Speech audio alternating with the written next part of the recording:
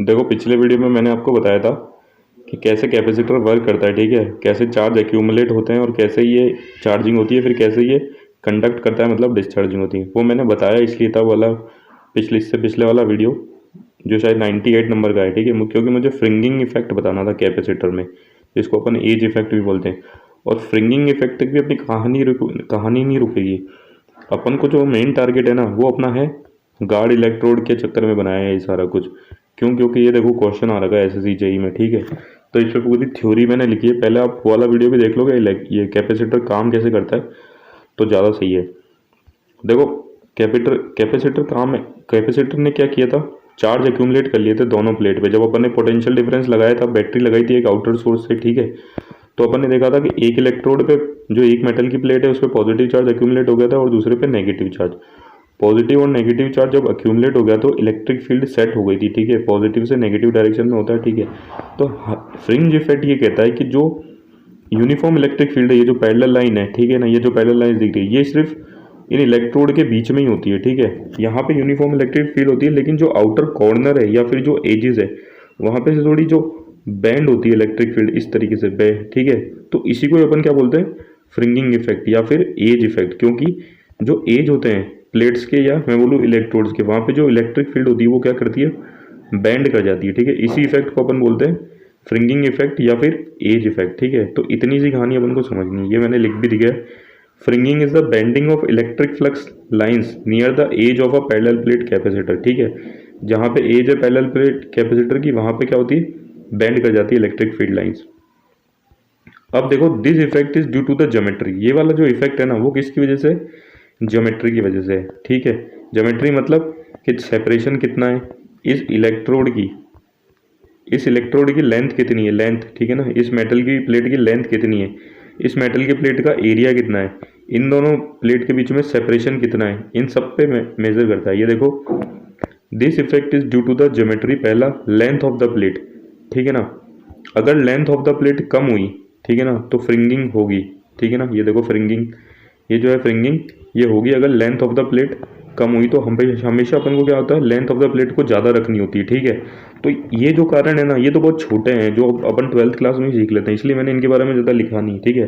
तो आप इसको वैसे सुन लो, लेंथ ऑफ द प्लेट है ना, अगर छोटी होगी तो फ्रिंगिंग होती है, तो अपन को लेंथ ऑफ द प्लेट हमेशा ज़्यादा रखनी है। सेपरेशन बिटवीन द प्लेट, ठीक है, जैसे जैसे सेपरेशन बिटवीन द प्लेट बढ़ेगा ना, वैसे वैसे फ्रिंगिंग भी बढ़ेगी। इसको अभी अपन फॉर्मूले से ज़्यादा अच्छे तरीके से समझेंगे, ठीक है। अब एरिया ऑफ प्लेट अगर कम हुआ, ठीक है, तो सरफेस चार्ज डेंसिटी भी कम होगी, तो फ्रिंगिंग भी होगी। ये देखो, ये आप ये समझ सकते हो। अगर मैं बोलता हूँ इसकी लेंथ अगर कम हुई, ठीक है ना, तो फ्रिंगिंग होगी, ठीक है। ताकि तो क्योंकि जो एज है वो आ जाएगी जल्दी, ठीक है। अपन को हमेशा ये याद रखना होता है कि जो लेंथ होती है वो इनफाइनाइट लेनी पड़ती है, ठीक है। अगर सेपरेशन अगर ज़्यादा हुआ, ठीक है ना, सेपरेशन ज़्यादा हुआ, तो ये जो फ्रिंजेस का जो बेंडिंग है, आप खुद सोच सकते हो, अगर मैं और ऊपर करूँगा तो ये ज़्यादा बेंड करती रहेगी। तो जो सेपरेशन है वो भी क्या होना चाहिए, कम होना चाहिए। अगर वो ज़्यादा हुआ तो फ्रिंगिंग होगी। और सरफेस चार्ज डेंसिटी मतलब सरफेस पर यूनिट एरिया, मतलब अगर चार्ज कम हुआ, ठीक है ना, सिंपल सा मैं बोल दूँ सरफेस चार्ज डेंसिटी कम हुई तो, या फिर मैं इसको सिंपल सा बोल दूँ कि चार्ज कम हुआ, ठीक है, तो क्या होगा, फ्रिंगिंग होगी। अब सरफेस चार्ज डेंसिटी कम होगी तो फ्रिंगिंग होगी, ठीक है। अपन को कोई पता है इलेक्ट्रिक फील्ड क्या होती है, ये देखो मैं आपको दिखा देता हूँ एक बार और। इलेक्ट्रिक फील्ड क्या होती है, ठीक, surface charge density upon epsilon not. इसका मतलब अगर सरफेस चार्ज डेंसिटी अगर कम हुई, ठीक है ना, मतलब चार्ज कम हुआ, सरफेस चार्ज डेंसिटी कम होगी, ठीक है। सरफेस चार्ज डेंसिटी कम होगी तो इलेक्ट्रिक फील्ड भी, इंटेंसिटी भी क्या हो जाएगी, कम हो जाएगी। इसलिए अपन को क्या रखनी है, एरिया ऑफ द प्लेट हमेशा ज़्यादा रखना है। एरिया ऑफ प्लेट ज़्यादा होगा तो इसका मतलब है वहाँ पे चार्ज ज़्यादा होगा।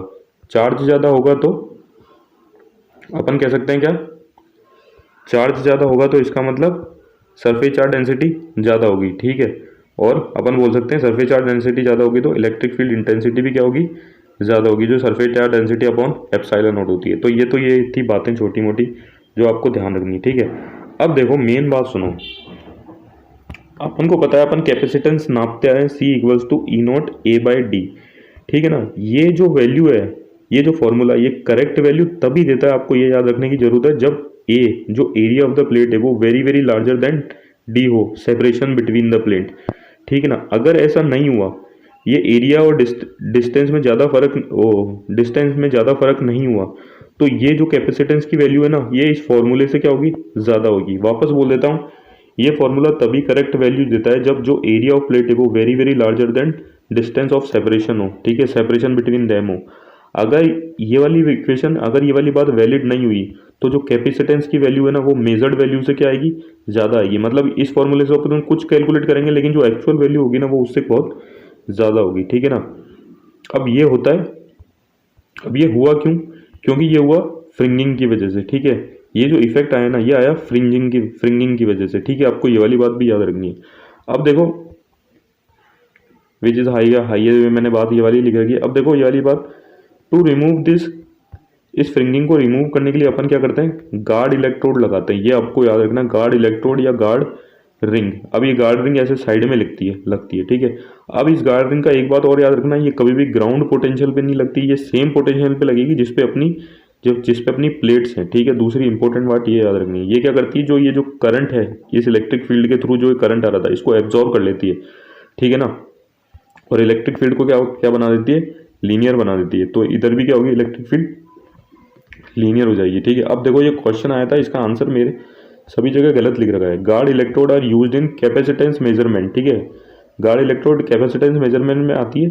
सबसे पहला ही ऑप्शन था फ्रिंगिंग ऑफ इलेक्ट्रिक फील्ड, तो ये अपन ने देख लिया, सही है, ठीक है, अपनी थ्योरी के हिसाब से। थर्मो ईएमएफ की कोई बात नहीं है, डाइलेक्ट्रिक लॉस लिख रखा है सारी बुक में। अब देखो डाइलेक्ट्रिक लॉस तो हो ही नहीं सकता, ये तो एनर्जी जो स्टोर करता है फिर उसको जो रिलीज करता है, वो जितनी स्टोर करता है उतनी रिलीज नहीं कर पाता, ठीक है।